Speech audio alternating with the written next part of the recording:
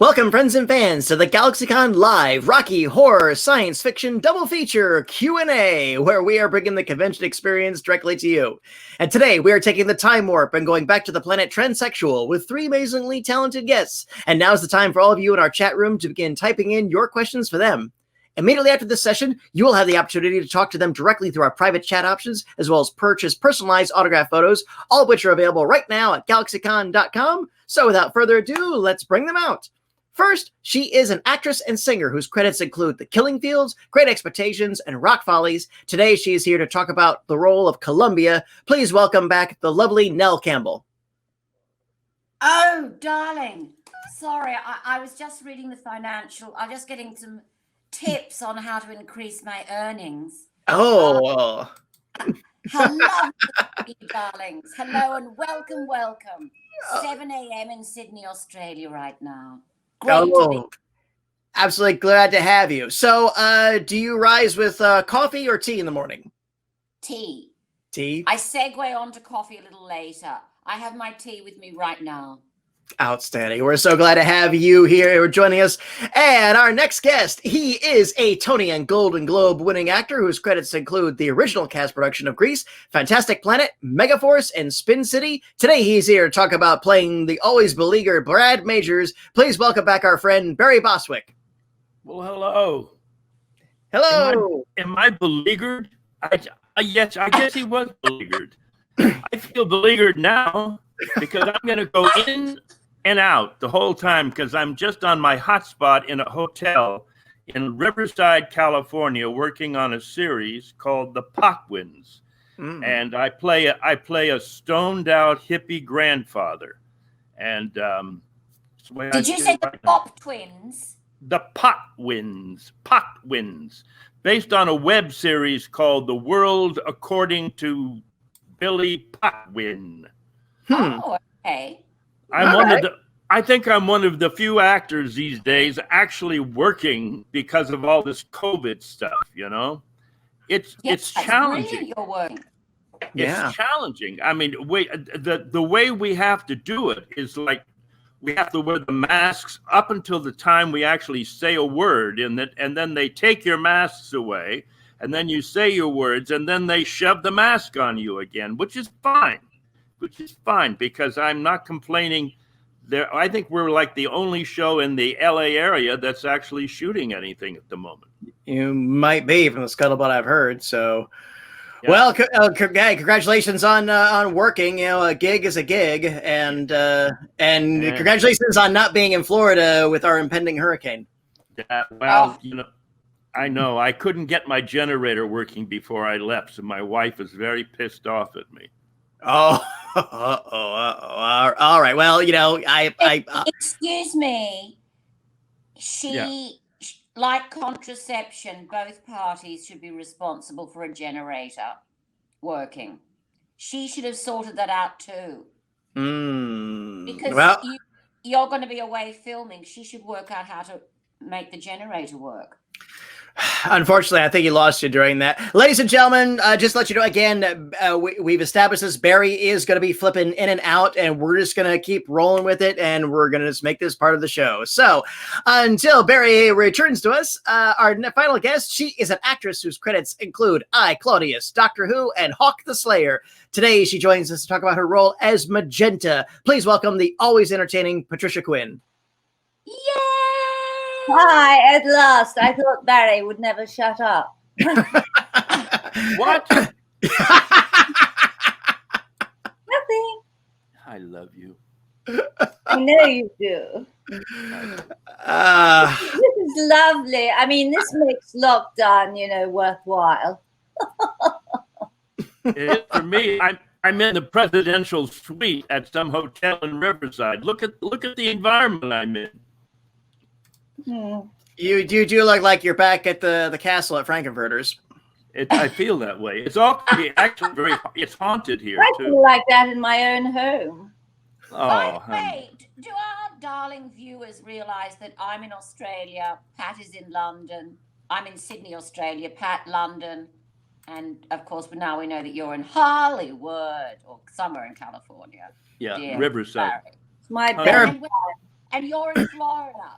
Yeah, Barry and I are bookending the United States, and you ladies have the rest of the planet. Thank you. As always, we miss all three of you. I miss hosting you live on our stages and having you in front of our fans. But we're back here at the GalaxyCon virtual stage. So we lost Barry again.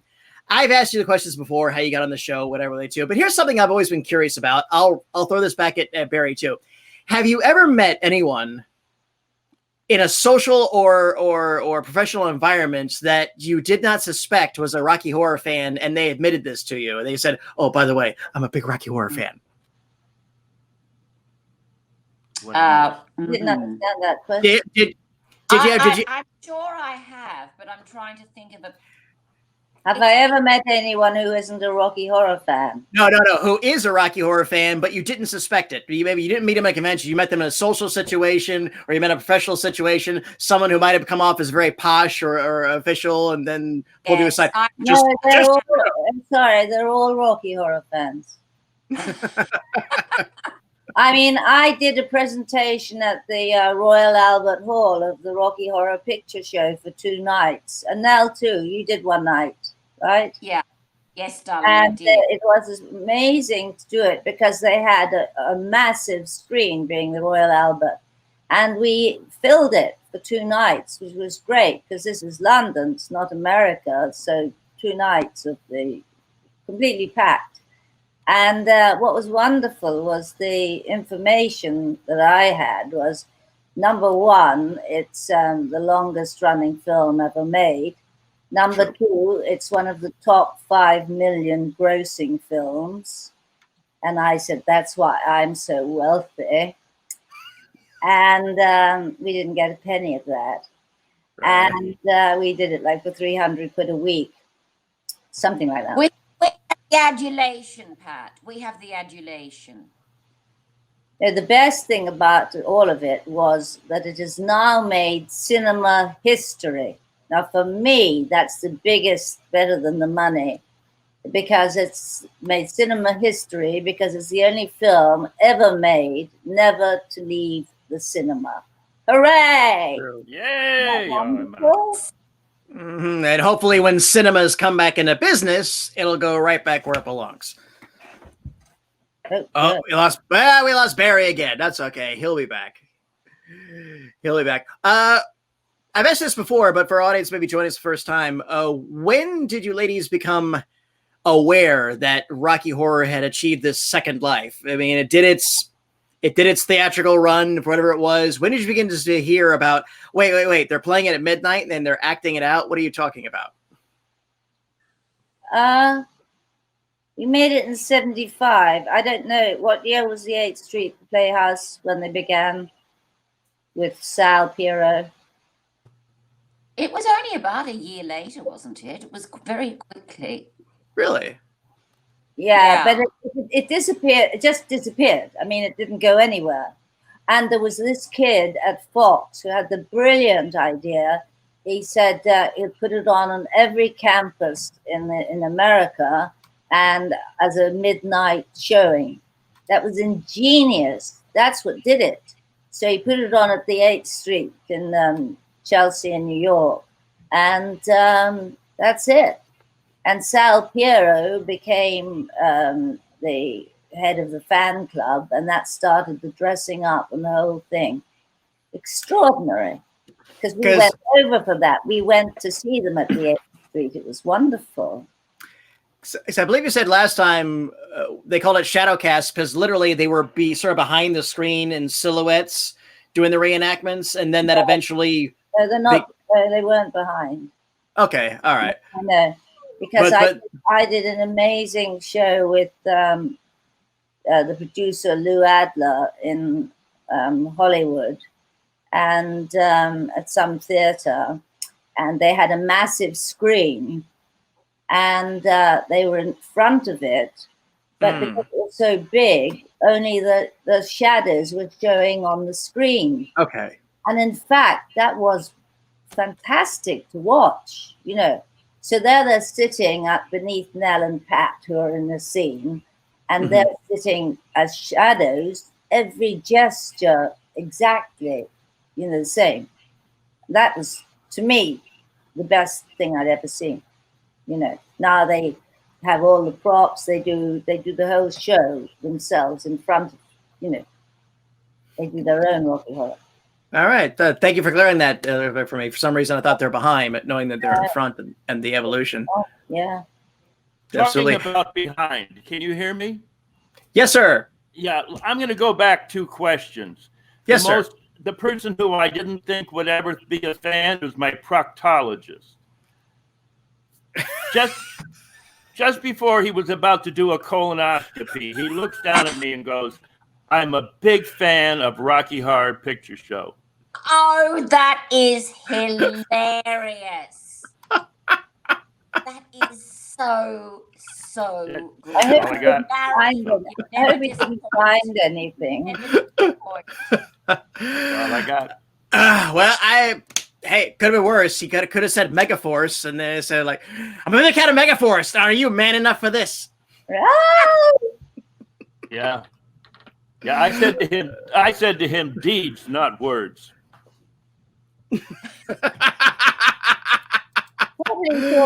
Frankenfurter with you. Sorry, I'm going to the sex scenes. That's fine. That's fine. Hey, our producer Jude, let us know. We've got questions from the audience we can cut to, so I'll ask Jude to roll our first one, and this comes from Maryland, New Jersey. What were your thoughts when you read the script? What Nell and I did the actual play in '73 at the Royal Court Theatre to 60-seat people. Yeah. And what script? It wasn't really a script. It was written daily as we were doing it. And I've just finished reading Jim Sharman, the director's book called Blood and Glitter, or Blood and Tinsel. And there's a whole chapter on Rocky Horror and his direction of it. And it's truly extraordinary, the ideas that man had, that he put into that we didn't know about. But he'd taken things from French films that he'd seen. That's an idea that he did the time warp. I mean, That's right. Nell and Richard and I were on stage as 3 people. And he said, they need a song, Richard. Richard went home that night, and he and Kimmy O'Brien wrote the time warp. But he wanted a song that we would do a special dance in, because that had been in that French gangster film. They'd all done a dance. Yes, that's right. And he wanted us to do a specific dance, all with the same move. Can you hear me? Yes, sir. One didn't know that. I mean, I didn't know it's because he'd watched a French film until I read the book. I know. I actually saw him give a talk here in Sydney, and he explained that, and that was the first time I heard it too.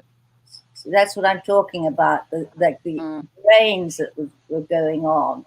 And I used to say that Jim Sharman did the direction.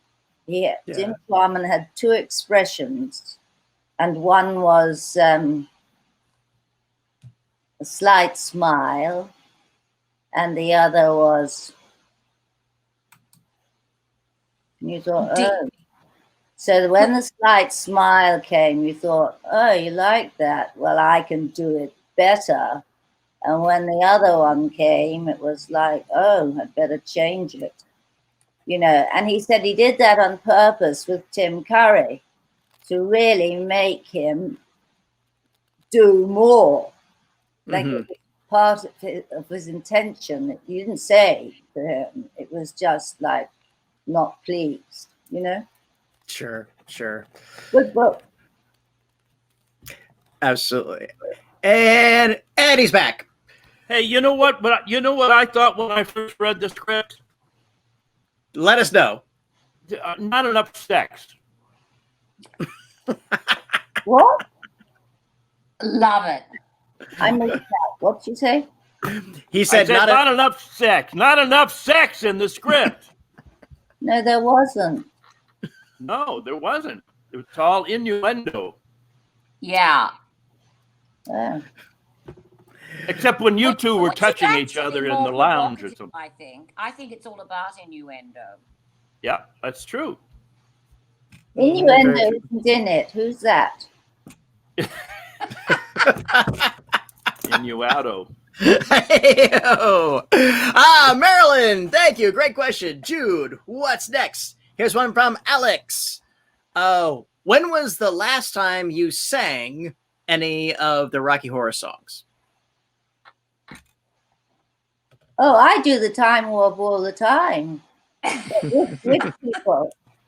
I mean, not just in my front room, you know, although occasionally, but you know, at gigs and things, or to a GalaxyCon. Sure. Oh yeah. Yeah. Yeah. Yeah. No, if we go to the if show, we're picking a stage and do it. Yeah. Once in a while, you don't want to know. Speaking on the telephone. That's the last time I sang it. Right Barry, be careful. If you're gonna sing, I'll make you sing Lady Love. Oh, yes. Yeah. No. I would like our dear viewers to know that my camera, I'm looking at my camera. Therefore, if I look at any of you, I have to look away from the camera. Just so they realize that I'm in a challenging situation. I don't see anybody. It's all good. Alex, thank you. Thank you, Alex.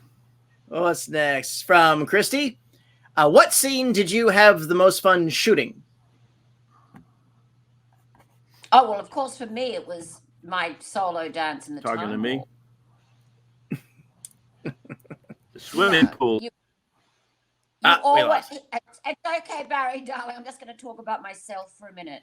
Go right ahead, dear. While you go to the mini bar.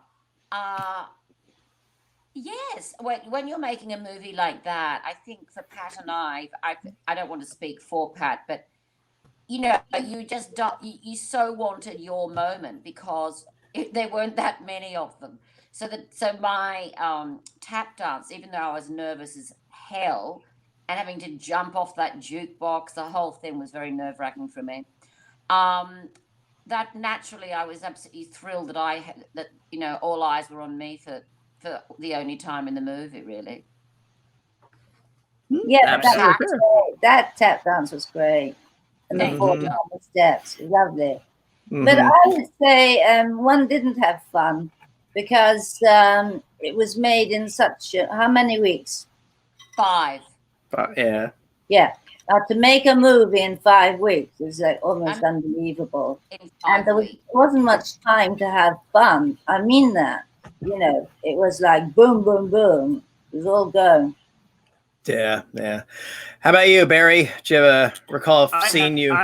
I had fun in the pool scene when I was kissing everybody underwater.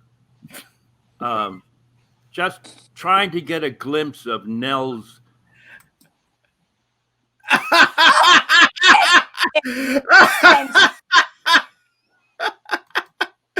Trying to get a glimpse of Nell's.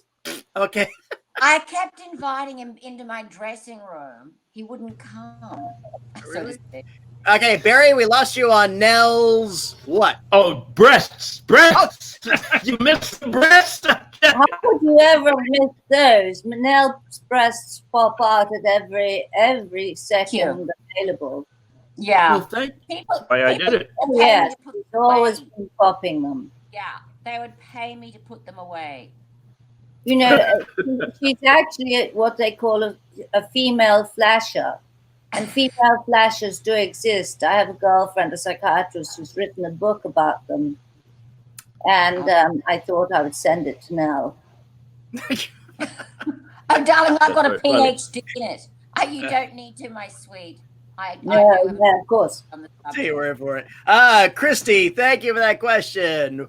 What do we have next? From Kat. Okay. Who is the wildest person you've ever partied with? Oh.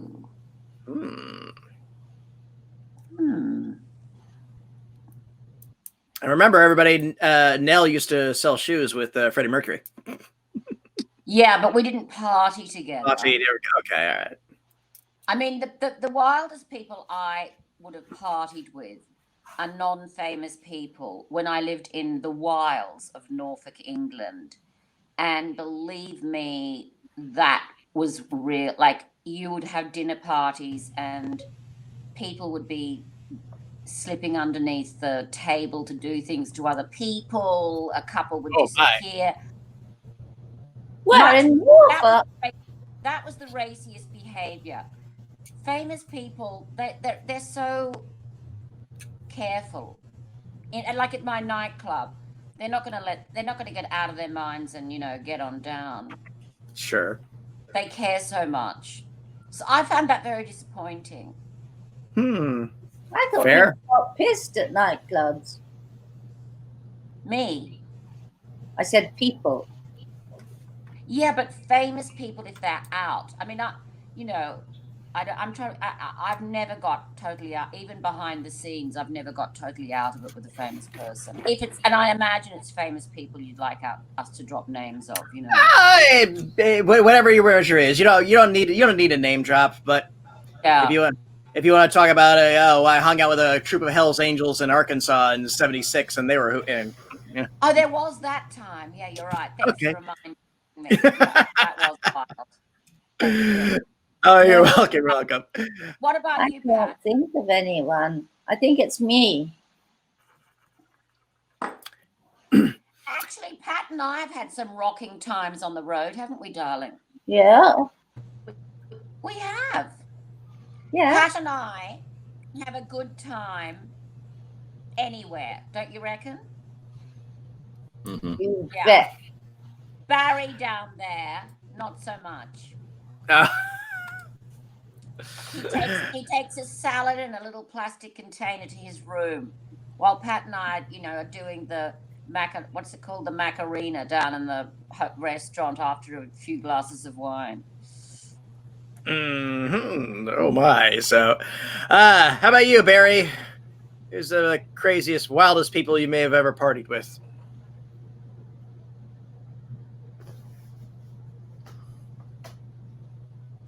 Nobody.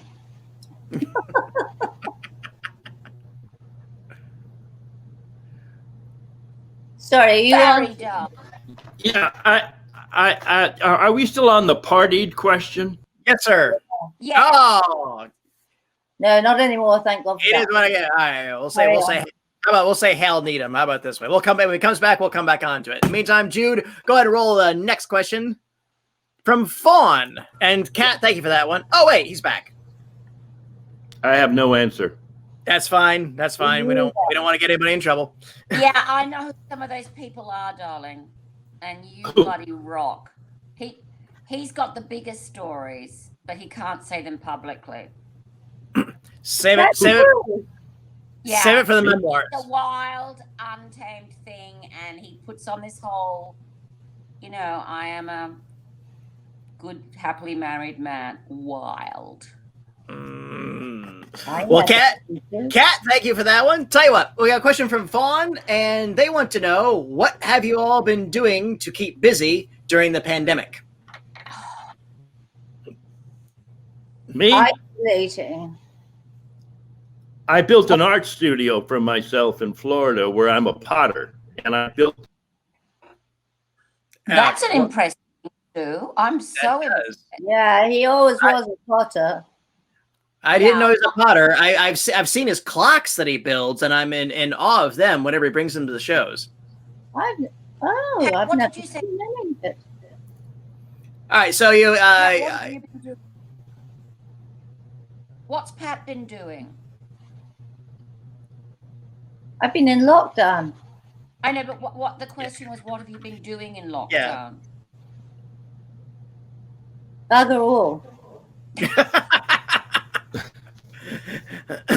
Because I've written a book and, yes, you have. Every drawer in my house and, gone through my wardrobe and chucked stuff out. Forget it. I haven't done any of that stuff. I just consider getting through the day an achievement. You've been going for lots of walks. Yes, I do yoga, I take walks. It's winter here in glorious Sydney. Australia. I couldn't So have I guessed by your fire- garment. I read a lot, but it's interesting how one just doesn't see people much at all. No, I began to think I didn't have any friends, and actually it's true. Oh. Well, you're sitting with two of your friends, all three. I know, that's why it's so exciting for me. We're always glad to have you. Eddie's back. Darling. And there's nobody to ring. So Barry, you got a pottery workshop. Does this mean you have an actual kiln? Yeah, I have a kiln and wheels and all that kind of stuff. But you know, I know this is horrible, but the pandemic fit right into my personality because I don't like people generally, and I don't want to talk to people or see them. So it was perfect for me. Just me and, you know. Nothing wrong with that. Here I was. I thought you just dabbled in making clocks. I think that what's been interesting is the effect of people not seeing people as much. That first we were appalled, and now everyone's getting used to it, and now everyone's almost got an anxiety about socializing again. I mean, a lot of people have admitted that's how they feel. Well, no, I had two lovely friends come and we went out to lunch because the whole of Regent's Park Road now is open. Restaurants, the pubs, it's all open. Yeah. And it was a big thing to go to lunch. And after a few hours with them, and then they came back here, and I couldn't wait for them to go. And I liked them, but I just thought, I'm a bit bored listening to you. Fun, thank you. That was a fun question. Jude, what's next? From Sakib, what was the most challenging thing that the three of you have faced during the shooting of the movie? So what was the most challenging thing you can recall during the actual shoot of Rocky Horror? Well, mine was trying to stand up straight and dance in those high heels and a, you know, underwear corset, doing the you know, Showtime scene. That was the hardest. That was the hardest part of filming, and also, you know, being so goddamn cold all the time. Yeah. You all mentioned that before. I am, of course, referring to the floor show scene. Yeah, you mentioned that before. Pat, what was you recall the most challenging thing during the filming? Nothing. Yeah. I wasn't in that swimming pool. Wasn't it great? I didn't have to do all that. You did. Yeah. No, you did. But I didn't. I'm sorry. Being in the pool wasn't as difficult as already trying. done the stage show. You know, I mean, nothing was new to one. Somehow. It was the wet. You see, we were all sopping wet, and the floor was slippery, and the shoes were 5 inches high, and you know we had very few clothes on, and we had a choreographed routine. Anyway, it seems boring to whinge about it now, and I'm not whinging. I'm just saying that was the most challenging. Absolutely fair. I think I'm speaking for darling Brad Majors too. Probably. Well, we can confirm that when he pops back on in. Well, go ahead. We'll go ahead and. Oh, wait. We're watching the little spitty wheel like it's like a game show. He doesn't like talking to people, so he can go to pot. Well, you said you didn't either, so. No, that's just the lockdown started. Yeah. Okay, all right. I stand corrected. I'll tell you what. I used to like them. Sakib, thank you for your question. I'll ask you to roll the next one, and we'll just let Barry pick up for that. This one comes to Courtney. You have all inspired so many people. What is some advice that you would give to performers aspiring to play your roles on stage? Give it all you got, baby.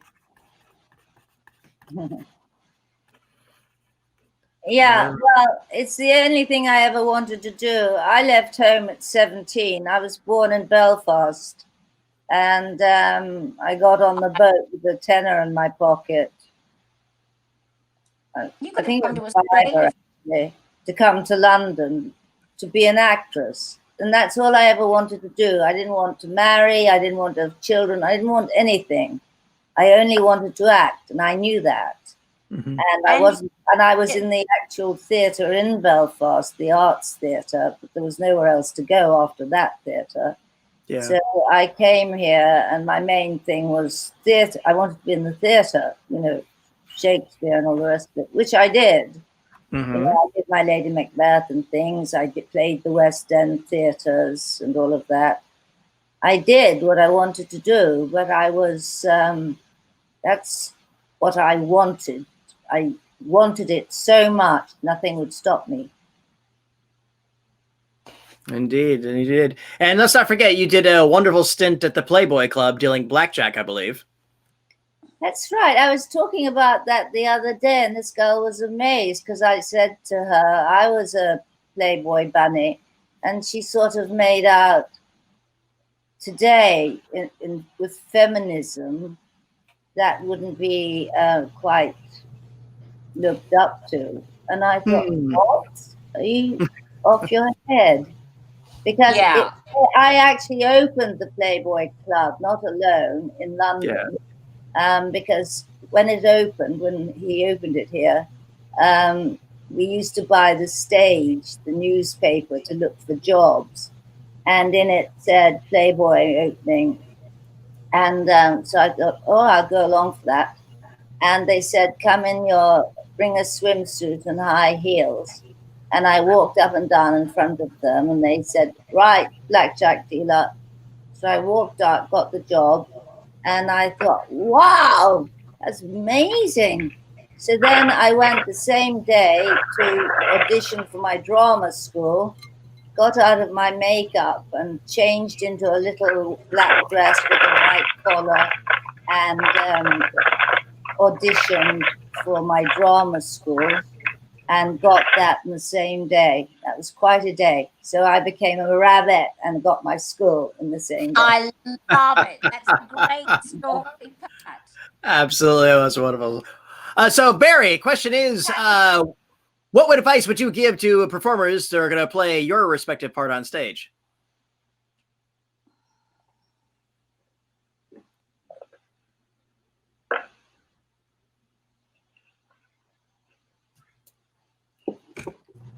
Can you hear me now? We can hear you now, sir. Can you hear me? Yes, sir. Can you see me? Yes, sir. Do you want to see me? Yes, sir. Could you answer the question? Well, can you hear me? Yes. Ow!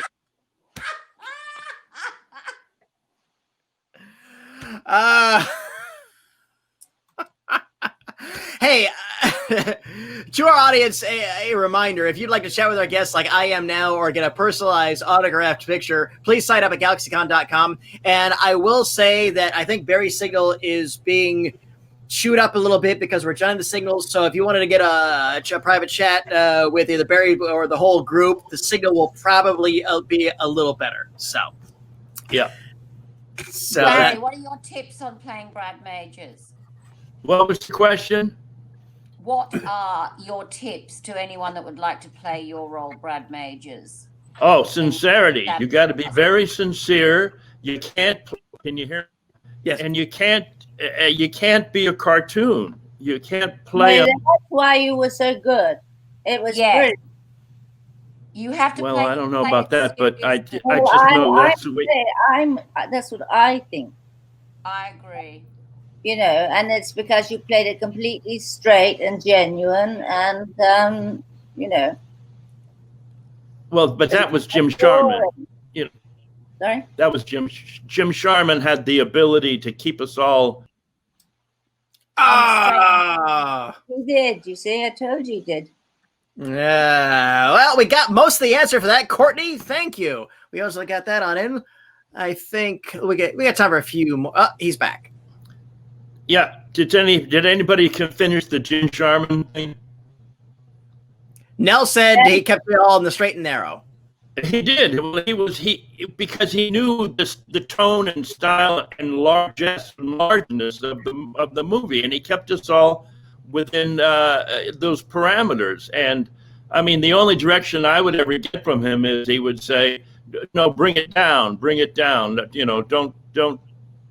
don't comment on it, and that was so difficult to not comment on something that seemingly on the page was so simple and jokey, but it just couldn't do that. It just that's all I have to say.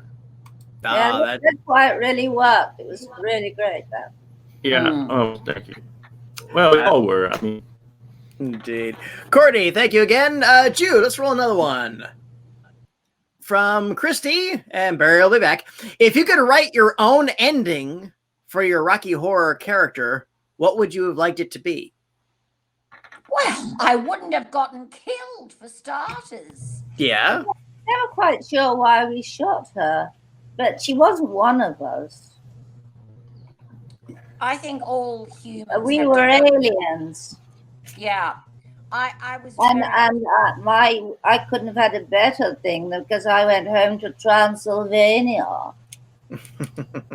Transexual. I wasn't killed in the play. What? Really? I wasn't killed in the play. No. So it was a shock to me that I got killed off in the film. Shock to me, first time I saw it. Frankly, I've never forgiven Jim for that.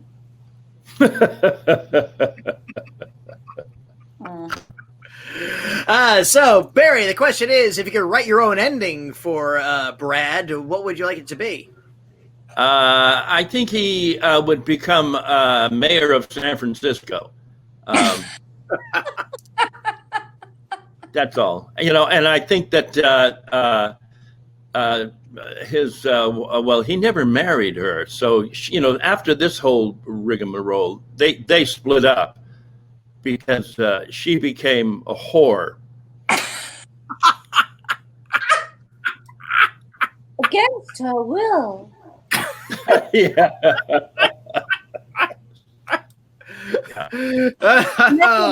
In the play, and then it disappears. In the play overnight, Julie Covington was playing Janet, and again, a song was written for her overnight, which was "Touch It, Touch It, Touch Me, I Want to Be Dirty," and Julie Covington got it that day, and she said, "I'm not singing this; it's disgusting." It was pretty disgusting, like in the film. Sorry? What's disgusting about saying that? Oh, come on. On the stage, that when we were doing it, that small thing, Oh, yes. Well, all right, Nell.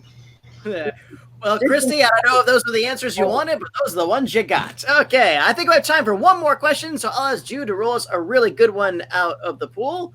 And this comes from Alexandra. What do you think about the impact Rocky Horror had on questioning so-called traditional gender roles?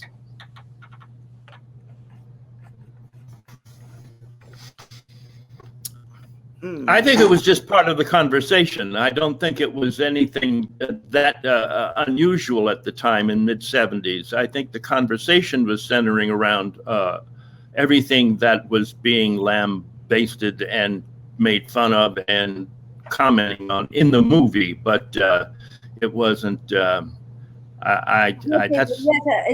true. At the period, I mean, that was David Bowie, and we had his makeup artist.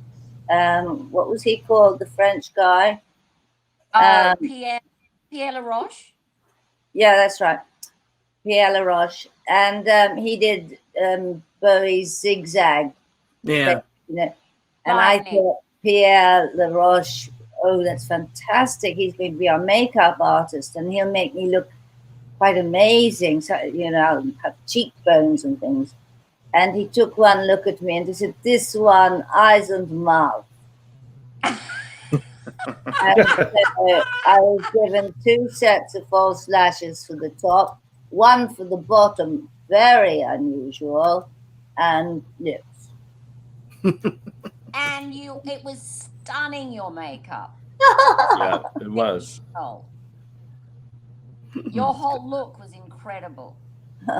Eyes and mouth. Yeah. How about you, Nell?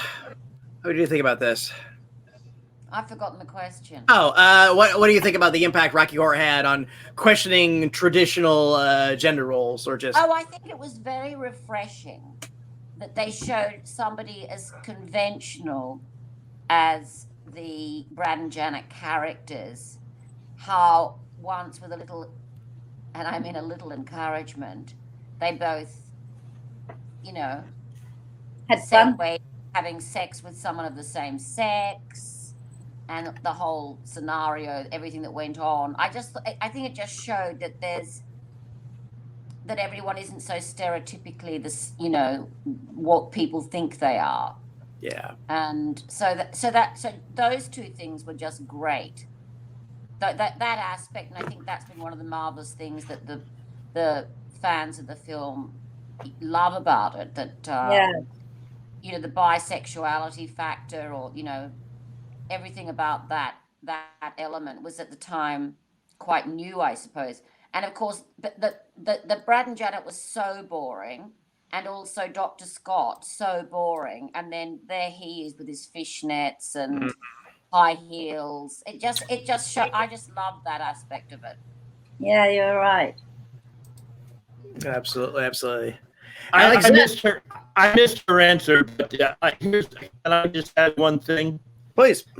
And that is that Tim was so brilliant in his approach to playing the character. He could have gone very gay with it. He just could have really gone over the top, but he didn't. He played it very masculine, and I think oh my God, am I still? Oh, I'm still on. And I think what was interesting about it also in the fan base is that, you'll get truck drivers, you'll get people who wouldn't in their life ever think of dressing up at Frankenfurter. And that's amazing. Yes. What's that? It's amazing because I go to those live shows. I've been to them in all over the country, and hundreds and hundreds of people in big kind of stadiums, all dressed as us, and and then I did the play again 21 years later at the Duke of York's Theatre in the West End. And it was amazing, all these guys walking up and down the West End in the G-strings and bows. Yeah. The bottoms hanging out. And half of them are straight guys. That's what's incredible. They're getting on the tube, They're straight guys. Yeah. Dressed up like, love it. That alone is justification for everything. But he's right about the truck drivers, sir. Yeah. Yeah. But truck drivers are famously, like at tranny places, you get those guys that leave New Jersey in their trucks and arrive in those bars in New York dressed as women, which is a great. I just wish they could. I don't know anything about that. GalaxyCon viewers, this has been the cast of the Rocky Horror Picture Show, and that was my time, but it does not have to be yours. If you'd like to chat with our panelists, get an autograph or personalized autograph, or personalized or otherwise, head over to GalaxyCon.com, and while you're there, be sure to check out our upcoming schedule of events like this. Watching Doug, darling. As a panelist, any final words before we go? I miss you all. Yes, me too. I so miss the convention. I love you all. You're the only people I like during the pandemic. And thank you so much for tuning in to see us behaving in our wicked ways. Particularly me, to be up and made up at 7 a.m. Well, you would drive to a friend's house because my Wi-Fi didn't work. Well, Nell, you enjoy the rest of your morning. Pat, you enjoy the rest of your evening. Barry, you enjoy the rest of your day. Thank you, everyone. Thank you so much for joining us today. Thank you to our audience. Thank you all. Thank you for those great questions. Bye-bye, everyone. Take care, and please keep washing those hands.